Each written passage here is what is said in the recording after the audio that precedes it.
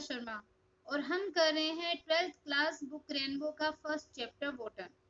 Water की एक video upload की जा चुकी है, उसमें बताया है कि वाटर का क्या इम्पोर्टेंस होता है इस अर्थ के ऊपर, इस पृथ्वी के ऊपर वाटर है वो कितनी इम्पोर्टेंस रखता है, पानी के द्वारा कितना कुछ हो जाता है, कितनी हरियाली होती है और वो सीन भी कितना सुंदर होता है देखने में। तो देखो इसमें बताया है कि किस प्रकार से जब हम ध्यान नहीं देते तो कैसे मिट्टी का कटाव होता है, क्या क्या हानियां होती है, कैसे कैसे रिजल्ट है वो पानी के बहाव से निकल के आते हैं। तो अब हम पढ़ेंगे उसके बारे में, पानी का बहाव कैसे उसको रोका जाना चाहिए, किस वजह से मिट्टी का कटाव होता है, व्यर्थ में ही पानी बह के निकल जाता है। तो हम इसको स्टार्ट करते हैं। स्टार्ट करने से पहले अगर चैनल को आपने लाइक सब्सक्राइब नहीं किया तो जल्दी से लाइक कीजिए, आप उसको सब्सक्राइब भी कीजिए और शेयर भी कीजिए। तो स्टार्ट करते हैं हम। The flow of water has undoubtedly played a great part and a beneficent one in the geological process by which the soil on the earth surface has been formed from the rocks of its crust. तो देखो पहली बात ये है कि आपको ये chapter कैसे पढ़ना है। आपको ये चैप्टर पानी के बारे में आपको नॉलेज है। पानी जब कितनी तेजी से जब पानी बहता है और उसको रोका नहीं जाता तो कैसे मिट्टी का कटाव भी आपने देखा है, आपको पता है मिट्टी का कटाव भी होता है। तो इस प्रकार से वो हर एक चीज जैसे जैसे इसमें बताया जा रहा है वो हर एक चीज आपको खोज करके देखनी है, उससे ये चैप्टर आपके पूरा समझ में आ जाएगा। तो हम पहले इसकी मीनिंग देखते हैं। द फ्लो ऑफ वाटर की पानी का बहाव हैज अनडाउटेडली मतलब निसंदेह रूप से प्लेड यानी जो रोल है वो भूमिका प्ले करना, रोल को अदा करना, एक ग्रेट पार्ट एक बड़ा भाग, एंड ए बेनिफिशिएंट मतलब लाभदायक one in the geological process. Geological process होता है भूवैज्ञानिक जो प्रोसेस है, प्रक्रिया है। जियोलॉजिकल जियोलॉजिकल यानी भूमि से रिलेटेड। तो देखो जियोलॉजिकल प्रोसेस के अंदर भूवैज्ञानिक जो प्रक्रियाएं होती है उन प्रक्रियाओं के अंदर जो पानी का बहाव है वो अनडाउटेडली यानी निसंदेह रूप से एक बहुत बड़ा जो पार्ट है, बहुत बड़ी जो महत्वपूर्ण भूमिका है और एक लाभदायक भूमिका को निभाता है। कौन? पानी। तो देखो जियोलॉजिकल प्रोसेस के अंदर भूवैज्ञानिक प्रक्रियाओं में पानी का बहाव निसंदेह एक बहुत बड़ी भूमिका और एक लाभदायक भूमिका अदा की है, पानी ने वो निभाता है। By which the soil on the earth surface, by which जिसके द्वारा द सोइल यानी जो मिट्टी ऑन द अर्थ सरफेस यानी पृथ्वी की जो अर्थ है, जो पृथ्वी है उसकी सरफेस पे, उसकी सतह पे, हैज बीन फॉर्म मतलब बनाया जाना, from the rocks of its crust. Rock चट्टान होती है, क्रस्ट क्रस्ट यानी ऊपरी परत जो होती है चट्टानों की, एक तरीके से क्रस्ट जो छोटे टुकड़े हैं उनको भी बोलते हैं। तो चट्टान की जो ऊपरी परत है, तो देखो बाय विच यानी इसके द्वारा पृथ्वी की सतह पे, इसके द्वारा जो पृथ्वी की सरफेस है, पृथ्वी की सतह पे जो मिट्टी का जो फॉर्मेशन है यानी मिट्टी का जो निर्माण है वो किससे होता है? जो चट्टान है उन चट्टानों की बाह्य परत से मिट्टी का जो निर्माण है वो हुआ है। तो देखो अब पूरा देखते हैं हम कि भूवैज्ञानिक प्रक्रियाओं में पानी का बहाव निसंदेह रूप से एक बहुत महत्वपूर्ण भूमिका और लाभदायक भूमिका निभाता है, लाभदायक भूमिका को अदा की है। और इसके द्वारा पृथ्वी की सतह के ऊपर, इसके द्वारा जो पृथ्वी की सतह है उस पृथ्वी की सतह के ऊपर जो मिट्टी का, पृथ्वी जो अर्थ सरफेस मतलब पृथ्वी की जो सतह पे मिट्टी का निर्माण है वो उन जो रॉक्स है, जो चट्टाने, उन चट्टानों की ऊपरी परत, उन चट्टानों की बाह्य परत से हुआ है। बाह्य परत से क्या हुआ है? मिट्टी का निर्माण हुआ है पृथ्वी की सतह पे। तो अगर आपसे पूछ ले कि मिट्टी का निर्माण कैसे हुआ, तो मिट्टी का निर्माण किससे हुआ है? जो रॉक्स है उनकी क्रस्ट से, उनकी ऊपरी परत से मिट्टी का निर्माण है वो पृथ्वी की सतह पे हुआ है। The same agency, however, under appropriate conditions, can also play a destructive part and wash away the soil, which is the foundation of all agriculture, and if allowed to proceed unchecked, can have the most disastrous effect on the life of the country. तो देखो the same agency यानी ये जो मिट्टी का कटाव है, ये मिट्टी है, इसके बारे में बताया कि द सेम एजेंसी मतलब यही जो शक्ति है, पानी जो है, मतलब मिट्टी का कटाव नहीं, ये जो सेम एजेंसी मतलब पानी, पानी ने देखो कितनी महत्वपूर्ण भूमिका बनाई है। पानी है वो मिट्टी का निर्माण करता है, पानी सतह के ऊपर जो सोइल है उसको फॉर्म करता है, तो इसमें बताया कि ये काम तो पानी है वो करता ही है, बट द सेम एजेंसी, मतलब यही जो सेम शक्ति है, यही जो पानी की शक्ति है, हाउएवर यानी हालांकि, तथापि, कि फिर भी या तथापि, जो सेम एजेंसी यानी जो पानी है वो अंडर एप्रोप्रिएट कंडीशन, मतलब उचित कंडीशन, उचित जो स्थिति है उन परिस्थितियों के अंतर्गत, can also play A destructive part, वो क्या कर सकता है, डिस्ट्रक्टिव पार्ट को भी प्ले कर सकता है, एक विनाशकारी भूमिका को भी प्ले कर सकता है, अदा कर सकता है, and wash away the soil, और मिट्टी को बहा ले जा सकता है।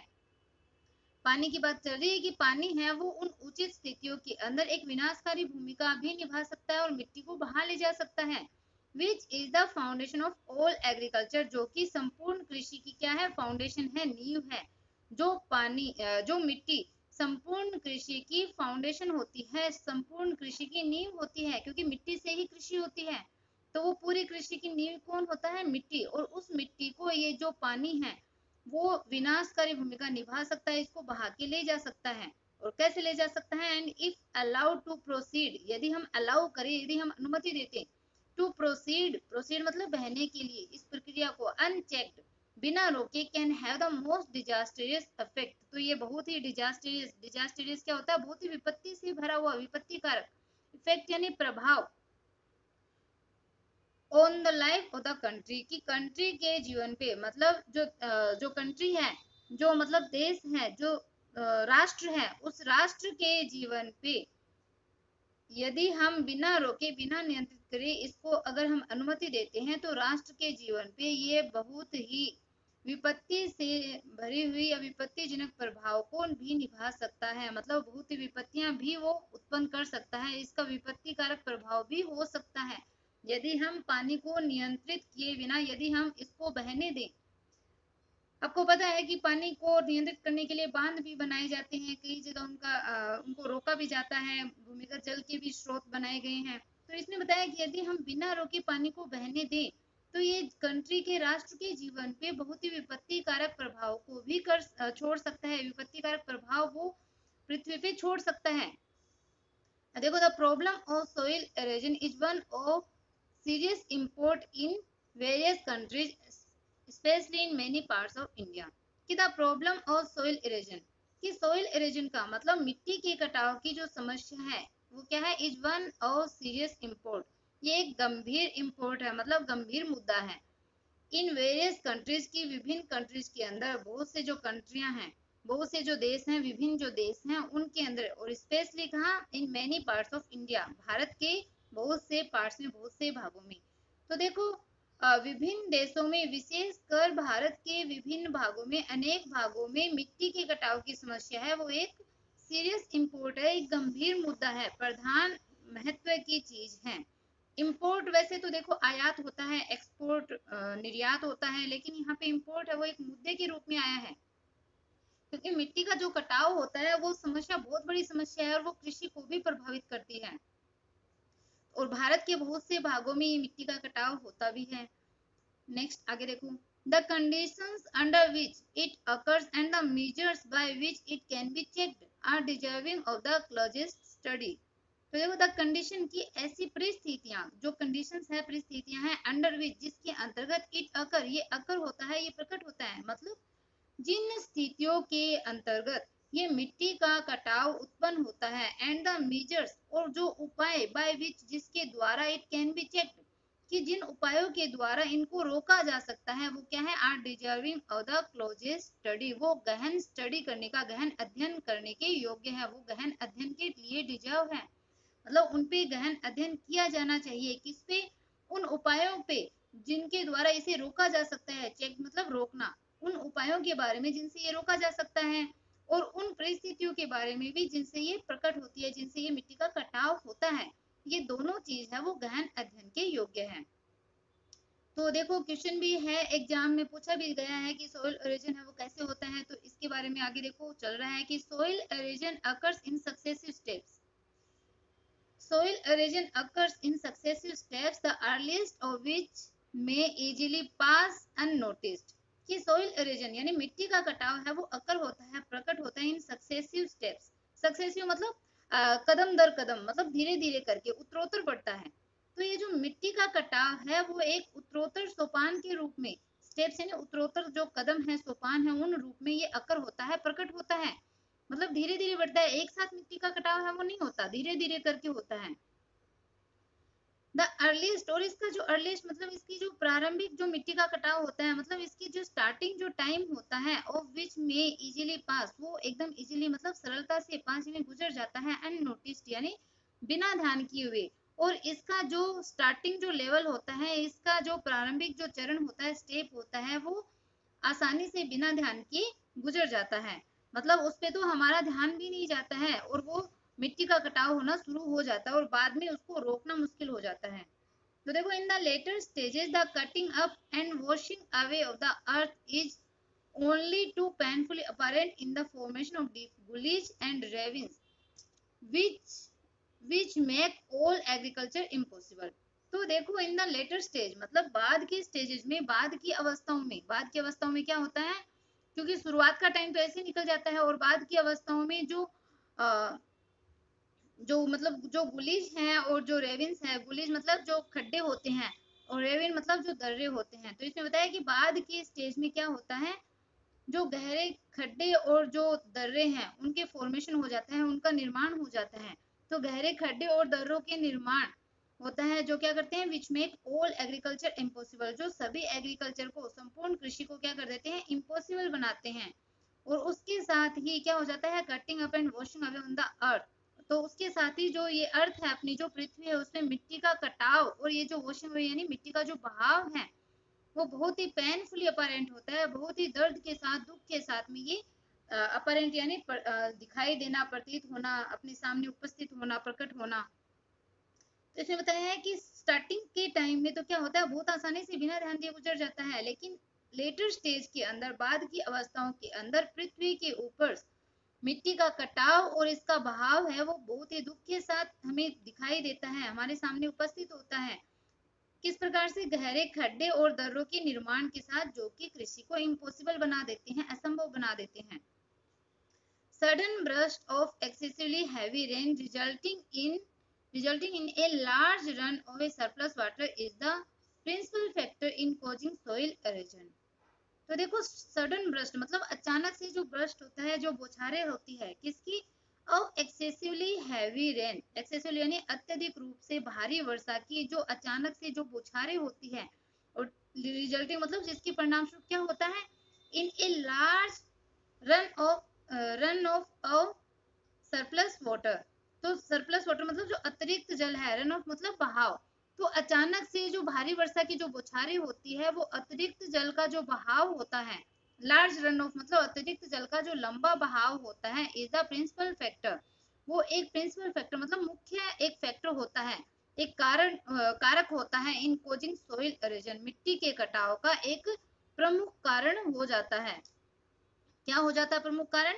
कि अचानक से जो अत्यधिक भारी वर्षा की जो बौछारें होती हैं, और वो बौछारें जो क्या करती है, अतिरिक्त जल का लंबा जो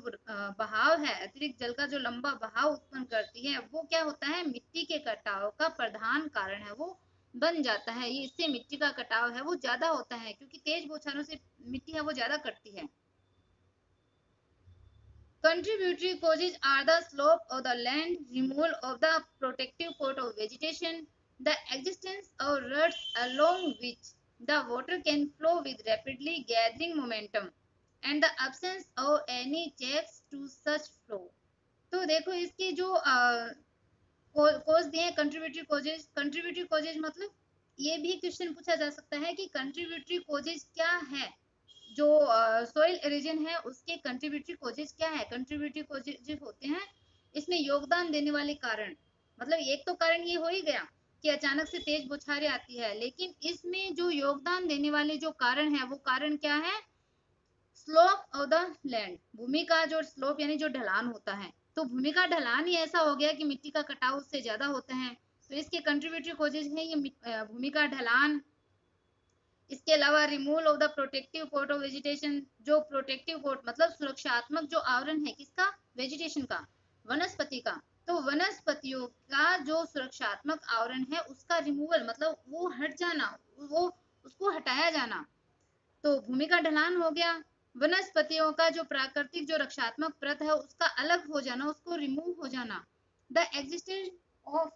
रट्स, रट्स मतलब लाइन होता है कि जो लाइनों का एग्जिस्टेंस मतलब लाइनों की उपस्थिति, उन लीकों का अस्तित्व है। अलोंग विच मतलब जिसके सहारे the water can flow with rapidly, जिसके सहारे क्या होता है, वाटर है जो पानी है वो फ्लो कर सकता है, बह सकता है विद रैपिडली तेजी के साथ। गैदरिंग मोमेंटम, मोमेंटम यानी गति, गैदरिंग यानी इकट्ठा करना, की गति को एकत्रित करके शीघ्रता पूर्वक जिसके सहारे पानी बह सकता है, उन लाइनों का अस्तित्व है। And the absence of any checks to such flow, इस प्रकार के बहाव को रोकने की जो अब्सेंस होती है, जो अनुपस्थिति होती है, मतलब ऐसी जो प्रवाह है, बहाव है, उनको उनको रोकने की जो अनुपस्थिति है, ये भी क्या है, कंट्रीब्यूटरी कोज है सोइल एरोजन की। तो देखो सोइल एरोजन के कंट्रीब्यूटरी कोज मैं वापस से बताती हूँ। एक तो है स्लोप ऑफ द लैंड मतलब भूमि का ढलान, आपको ये याद रहनी चाहिए कंट्रीब्यूटरी कोज, क्योंकि क्वेश्चन आ चुका है और आने की और भी संभावना है। तो इसके जो कंट्रीब्यूटरी कोज है, इसके जो इसमें जो मतलब इसमें भूमिका निभाने वाले जो मिट्टी के कटाव के जो कारण है वो है, एक तो भूमि का ढलान, एक वनस्पतियों का सुरक्षात्मक आवरण का रिमूवल, उसका हट जाना, अलग हो जाना, और उन लाइनों का अस्तित्व जिसके सहारे पानी है वो तेजी से गति को एकत्रित करके बह सकता है, और इस प्रकार के बहाव को रोकने की अनुपस्थिति, ये कंट्रीब्यूटरी कोज इसमें होते हैं। आगे देखते हैं, incredibly large quantities of precious large quantity of precious soil can be washed away if such conditions exist, as is unhappily too often the case। तो देखो इसमें क्या बताया है कि इनक्रेडिबली, इनक्रेडिबली मतलब अविश्वसनीय रूप से, लार्ज क्वांटिटीज मतलब अब बड़ी क्वांटिटीज होना, मात्रा, बड़ी मात्रा ऑफ किसकी, प्रीसियस सॉइल, ये जो बहुमूल्य कीमती जो मिट्टी है, कैन बी वॉश्ड अवे वो बह सकती है, इफ यदि सच कंडीशंस एग्जिस्ट, इस प्रकार की जो कंडीशंस है, परिस्थितियां यदि वो एग्जिस्ट करती है, यदि वो उपस्थित रहती है, अस्तित्व में रहती है, तो क्या हो जाता है, मिट्टी जो है बहुमूल्य मिट्टी है उसकी बड़ी मात्रा है वो बह सकती है। As is unhappily to open the case, जो कि अनहैप्पीली मतलब दुख के साथ में, अनहैप्पीली जो दुख के साथ में क्या होता है, ऐसी जो अवस्थाएं हैं, ऐसी दो जो कंडीशंस है वो अकर होती है, ओपन मतलब प्राय ऐसी दशाएं हैं वो उत्पन्न होती है। तो देखो इसमें बताया है कि अविश्वसनीय रूप से यदि इस प्रकार की कंडीशन एग्जिस्ट करती है, यदि इस प्रकार की अवस्थाएं अस्तित्व में रहती है, तो बहुमूल्य मिट्टी की लार्ज जो क्वांटिटी है, बहुमूल्य मिट्टी की बड़ी मात्रा है वो वास्ट अवे बह सकती है, और इस प्रकार की अनहैप्पीली मतलब अप्रसन्नता के साथ में, दुख के साथ में ऐसी अवस्थाएं प्राय उत्पन्न भी होती है, मतलब are to open the case मतलब ऐसी अवस्थाएं हैं वो उत्पन्न भी होती है, अक्सर होती रहती है, क्योंकि मिट्टी का कटाव तो होता ही रहता है। The menace which soil erosion present to the continuance of successful agriculture is an alarming one in many parts of India, calling urgently for attention and preventive action। तो the menace मतलब menace होता है चुनौती देना, which soil erosion present जो कि मिट्टी का कटाव है present करती है to the continuous, continuous मतलब continuity रहना, लगातार जारी रहना of successful agriculture, कि सक्सेसफुल यानी सफल जो एग्रीकल्चर है, जो कृषि है, मतलब बताया है कि ये जो इस प्रकार की जो दशाएं हैं सफल कृषि के अंदर, जो सक्सेसफुल जो एग्रीकल्चर है मतलब जो सफल जो कृषि है उसकी कंटिन्यूटी मतलब उसकी जारी रहने के लिए जो मैंने यानी जो चुनौती मिट्टी का कटाव उत्पन्न करती है, मिट्टी का जो कटाव है जिस प्रकार की चुनौतियों को उत्पन्न कर रहा है वो क्या है,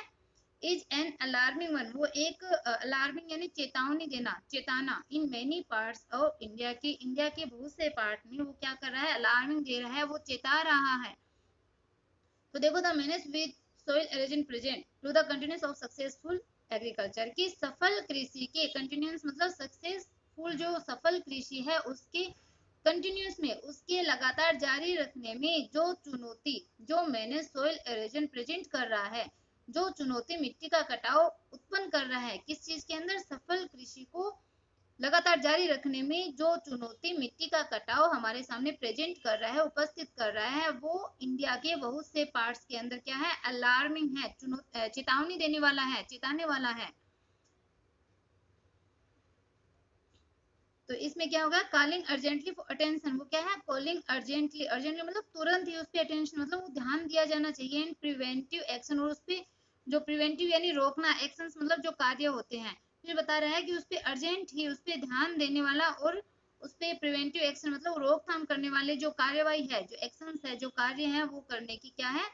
आवश्यकता है। कॉलिंग यहाँ पे आवश्यकता जरूर से रिलेटेड आया है कि calling urgently for attention and preventive action, तो उसके ऊपर तुरंत ही ध्यान देने और उस पे रोकथाम के जो एक्शंस है, कार्य करने की आवश्यकता है। किस चीज के ऊपर, मिट्टी के कटाव को रोकने के लिए। क्यों, क्योंकि वो सक्सेसफुल जो एग्रीकल्चर है, जो सफल कृषि है, उसको कंटिन्यू नहीं रहने देता है, उसको चुनौती दे रहा है। कहाँ पे, इंडिया के बहुत से भागों में। तो हमें उस मिट्टी के कटाव को रोकने के लिए क्या करना चाहिए, वो आगे देखो आया है। The terracing of the land, the construction of bunds to check the flow of water, the practice of contour cultivation, and the planting of appropriate types of vegetation are amongst the measures that have been suggested. तो देखो, the terracing of the land मतलब भूमि का terracing, terracing मतलब सीढ़ी नुमा होना, भूमि का सीढ़ी नुमा होना। The construction of birds, birds मतलब जो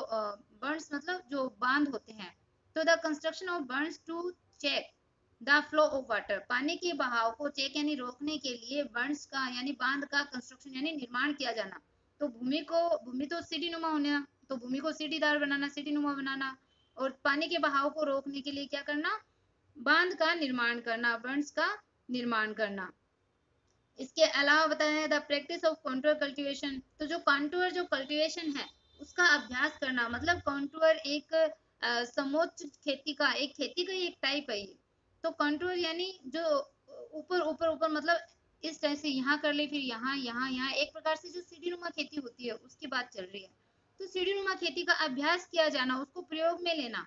and the planting of appropriate types of vegetation, और उचित प्रकार की जो वेजिटेशन है उसको प्लांट करना, उसको लगाना, मतलब उपयुक्त वनस्पतियों का रोपण करना। ये इसके उपाय हैं, ये किसके,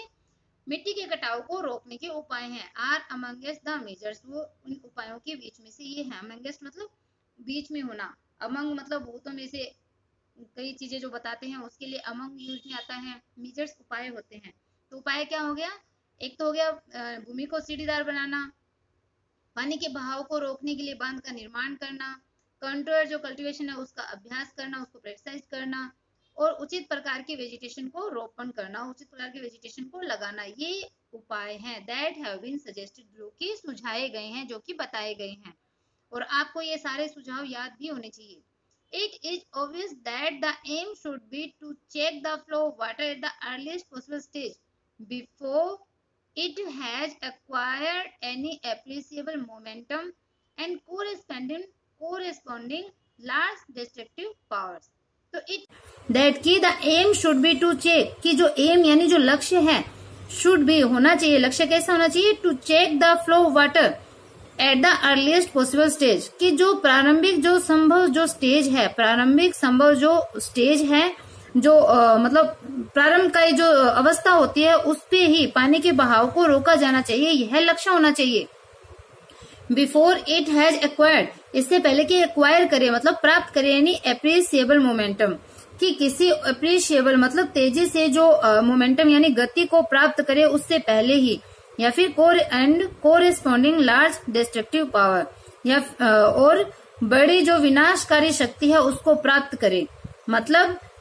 कि किसी तेज गति को प्राप्त करे, मतलब before it has acquired any appreciable momentum, कि यह तेज गति को, पानी की बात चल रही है कि पानी है वो तेज गति को प्राप्त करे और विनाशकारी शक्ति को प्राप्त करे, इससे पहले ही प्रारंभिक पॉसिबल स्टेज पर ही पानी के बहाव को रोका जाना ही लक्ष्य है, वो होना चाहिए। मतलब पानी को स्टार्टिंग लेवल पे ही वहीं पे रोक देना चाहिए, जिससे मिट्टी का कटाव है वो स्टार्ट ही नहीं हो। और एक बार अगर कटाव स्टार्ट हो जाता है तो उसके बाद में उसको रोका जाना है वो बहुत ही ज्यादा मुश्किल हो जाता है, फिर रोकना मुश्किल होता है, उसके बाद में रोका नहीं जाता, फिर तो मिट्टी का कटाव है वो हो ही जाता है। आगे देखते हैं, water is the basis of life, कि पानी है वो बेसिस ऑफ लाइफ मतलब जीवन का आधार है। Every animal and every plant contains A substantial proportion of free and combined water in its body and know kind of physiological activity is possible in which the fluid does not play an essential part,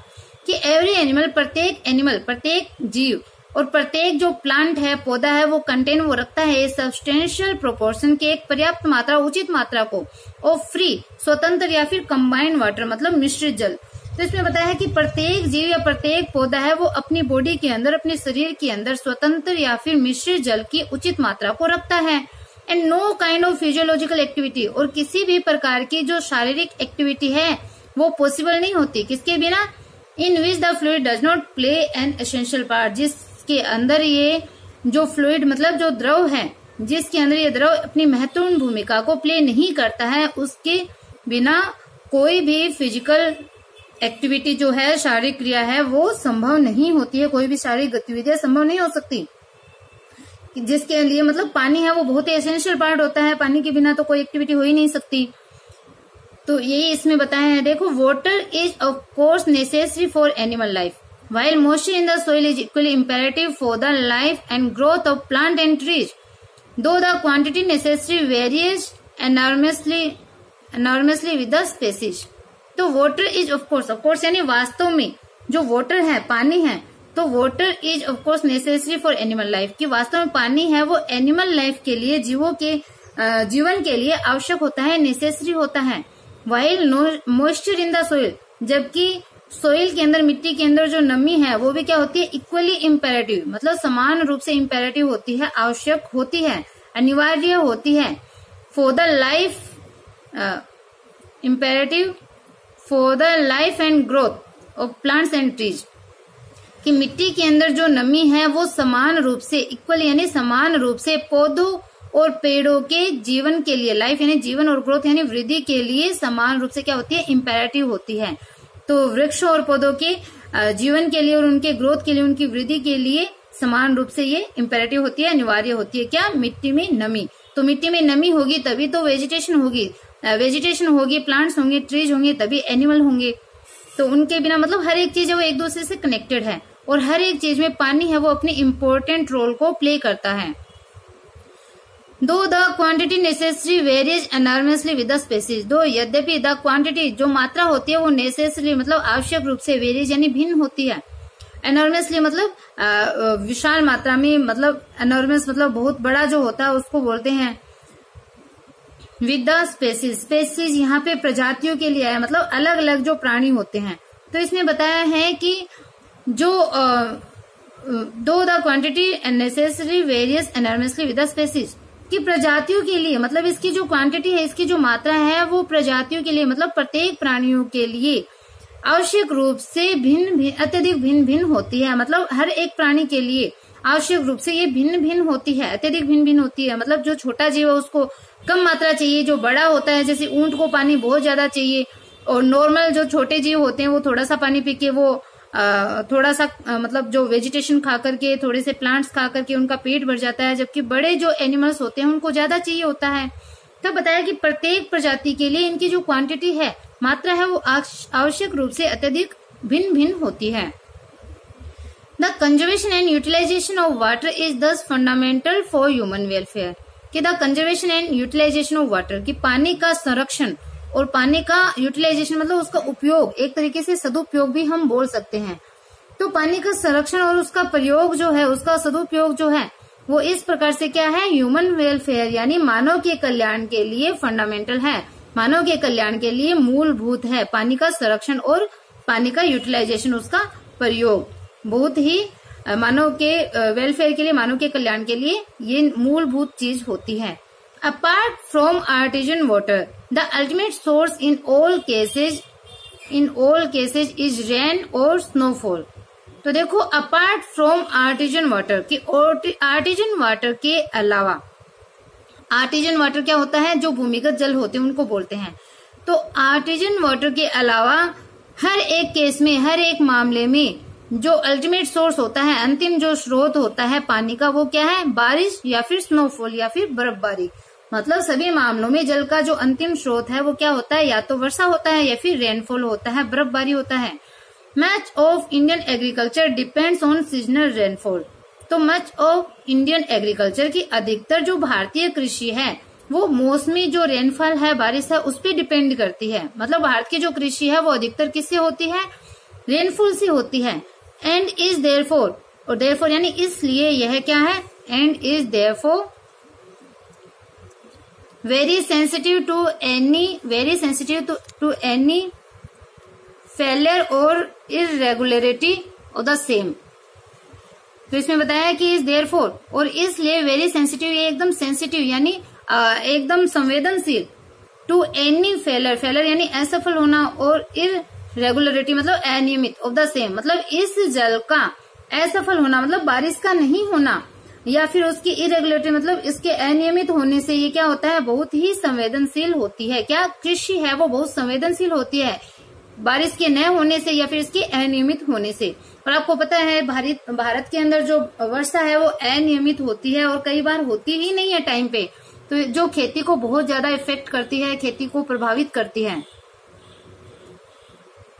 The problem of soil erosion and of inadequate or irregular rainfall are closely connected with each other। कि the problem of soil erosion कि मिट्टी के कटाव की जो समस्या है, and और of inadequate मतलब अपर्याप्त, और irregular और अनियमित जो रेनफॉल है, बारिश है, वर्षा है, are closely connected with each other, वो घनिष्ठ रूप से एक दूसरे से संबंधित है। क्या चीज, मिट्टी का कटाव तथा अपर्याप्त और अनियमित वर्षा है, वो क्या है, एक दूसरे से नजदीकी रूप से, एक दूसरे से घनिष्ठ रूप से कनेक्टेड है, एक दूसरे से जुड़ी हुई है। It is clear that the adoption of techniques preventing soil erosion would also help to conserve and keep the water where it is wanted. In other words, on and in the soil, and such techniques therefore serve a double purpose। तो देखो, it is clear की है, स्पष्ट है, that की the adoption of techniques preventing soil erosion की मिट्टी के कटाव को, सॉइल इरोजन यानी मिट्टी के कटाव को, प्रिवेंटिंग यानी रोकने वाली ये जो तकनीकें हैं उनका अडोप्शन यानी उनको स्वीकार करना, उनको हमें अडोप्ट करना, उनको अपनाना, तो क्या होता है वो वुड ऑल्सो हेल्प, वो हेल्प करेगा, सहायता करेगा, टू कंजर्व यानी संरक्षण में, एंड कीप द वाटर और पानी को कीप यानी बनाए रखने में, वेयर इट इज वांटेड जहां पे इसकी आवश्यकता है। तो देखो, मिट्टी के कटाव को रोके जाने की तकनीकों को अपनाया जाना है, वो पानी के संरक्षण में और पानी को बनाए रखने में जहां इसकी आवश्यकता, उसमें हेल्प करेगा। कहाँ पे हेल्प करेगा, जहां मिट्टी के संरक्षण में, पानी के संरक्षण में और पानी को बनाए रखने में जहां इसकी आवश्यकता है, वहां पे ये मिट्टी के कटाव को रोकने वाली तकनीकों को अपनाया जाना है, वो हेल्प करेगा। कुल मिला के ये बोलना चाहता है कि अगर मिट्टी के कटाव को रोकने की जो तकनीकें अगर हम अपनाएंगे तो हम पानी का संरक्षण कर पाएंगे और पानी को बनाए रख पाएंगे जहां पे पानी की बहुत ज्यादा आवश्यकता है। तो सबसे पहले हमें मिट्टी के कटाव को रोकना चाहिए, इसके लिए जो तकनीकें बताई हैं उनको अडॉप्ट करना चाहिए। इन अदर वर्ड्स, दूसरे शब्दों में, मतलब एक और बताया है कि दूसरे शब्दों में क्या, in and on and in the soil, कि मिट्टी के ऑन यानी ऊपर, इन यानी अंदर, यानी मिट्टी के ऊपर और मिट्टी के अंदर दोनों जगह क्या है, पानी की आवश्यकता है, वहां पे पानी को बनाए रखना है। And such techniques therefore serve a double purpose, and such techniques, और इस प्रकार की जो टेक्निक्स होती है, जो तकनीकें होती है, इस प्रकार की तकनीकें हैं, वो डबल पर्पज को मतलब दोहरे उद्देश्य को पूरा करती है, सर्व करती है, मतलब उस दोहरे उद्देश्य को पूरा करती है। कौन सी चीज, ये जो तकनीकें हैं, उससे पानी का संरक्षण भी होगा, पानी का बचाव भी होगा, पानी है वो बना भी रहेगा, और मिट्टी के अंदर और ऊपर दोनों जगह पानी रहेगा, मतलब भूमि के अंदर नमी रहेगी। It is evident however that in a country having only seasonal rainfall and immense quantity of rain water must necessary run of the ground. तो देखो यहाँ पे बताया है कि इट इज एविडेंट हाउएवर मतलब तथापि, इट इज एविडेंट मतलब यह स्पष्ट है, दैट कि इन ए कंट्री की, एक कंट्री के अंदर, एक देश के अंदर, हैविंग ओनली सीजनल रेनफॉल, जहाँ पे केवल मौसमी रेनफॉल होती है, जहाँ पे केवल मौसमी वर्षा होती है, एक देश जिसमें सिर्फ मौसमी वर्षा होती है, and immense quantity of rain water की, वहां पे रेन वाटर की, वर्षा जल की जो इमेंस मतलब बहुत अधिक जो मात्रा है, वो necessary run of the ground, वो ग्राउंड के ऊपर से, भूमि के ऊपर से क्या हो जाती है, रन ऑफ यानी बह जाती है। तो आवश्यक रूप से जो जल की जो अत्यधिक मात्रा है, वो ऐसे देशों के अंदर जो मौसमी वर्षा पे डिपेंडेंट है, जहाँ पे केवल मौसमी वर्षा ही होती है, वहां पे क्या होता है, वर्षा के जल की, रेन वाटर की अत्यधिक जो मात्रा होती है, बड़ी जो मात्रा होती है, वो आवश्यक रूप से भूमि के ऊपर से बह जाती है। The collection and utilisation of this water is therefore of vital importance, कि पानी का कलेक्शन यानी संग्रहण और उसका यूटिलाइजेशन मतलब इसका उपयोग है, वो क्या है, पानी का कलेक्शन और पानी का प्रयोग है, वो देयरफॉर यानी इसलिए ऑफ वाइटल इम्पोर्टेंस अत्यधिक महत्वपूर्ण है, कि इसलिए पानी का संग्रहण और उसका प्रयोग बहुत ही ज्यादा महत्वपूर्ण है। Much of it flows down into the streams and reverse, कि इसकी जो अत्यधिक मात्रा है, मच ऑफ इट मतलब इस पानी की जो अत्यधिक जो मात्रा है वो flows down into the stream, वो जल धाराओं में और रिवर्स यानी नदियों में बह जाता है। अधिकतर जो पानी है वो नदियों में, जल धाराओं में बह जाता है। एंड अल्टीमेटली और अंतिम रूप से finds its way to the sea, और अल्टीमेटली मतलब अंतिम रूप से ये अपना रास्ता समुद्र में पा लेता है, मतलब अंतिम रूप से ये अपना रास्ता बनाते हुए समुद्र में पहुंच जाता है, क्योंकि अल्टीमेटली पानी है वो समुद्र में ही गिरता है। Incredibly large quantities of the precious fluid are thus lost to the country, कि 10 यानी इस प्रकार से इनक्रेडिबली अविश्वसनीय रूप से ये जो प्रीसियस फ्लूइड है, मतलब ये जो कीमती द्रव की जो लार्ज क्वांटिटी है, इस कीमती द्रव की जो विशाल मात्रा है, बड़ी मात्रा है, उसको देश है जो कंट्री है वो लॉस्ट यानी खो देता है। तो इस प्रकार से जब पानी जल धाराओं में, रिवर्स में, सीज में जाता है तो अविश्वसनीय रूप से ये कीमती द्रव की जो बड़ी मात्रा है उसको कंट्री है वो खो देता है, बड़ा पानी का जो भाग है वो बह जाता है। तो अगर आपको वीडियो समझ में आ रही है तो आप चैनल को लाइक सब्सक्राइब करना बिल्कुल ना भूले। आज के लिए इतना काफी है। नेक्स्ट हम करेंगे, नेक्स्ट वीडियो के अंदर, अगले पार्ट के अंदर ये जो अपना चैप्टर है वो कंप्लीट हो जाएगा। Okay, bye, have a nice day.